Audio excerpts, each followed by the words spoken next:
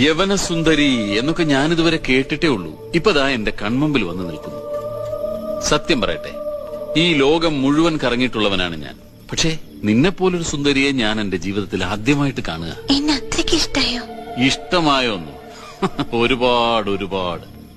മഹേന്ദ്രൻ പെട്ടെന്നങ്ങനെ എല്ലാവരും ഇഷ്ടപ്പെടുന്ന കൂട്ടത്തിലല്ല. അത്രയ്ക്ക് ഇഷ്ടായെങ്കിൽ തമ്പുരാൻ എന്നെ കല്യാണം കഴിക്കോ? വേണ്ടി വന്നാൽ ഇതുപോലൊരു സുന്ദരി പെണ്ണിനെ ഞാൻ കല്യാണം കഴിച്ചെന്നും ഇരിക്കും. എന്താ ചിരിച്ചത്? വിശ്വാസം വരുന്നില്ലേ?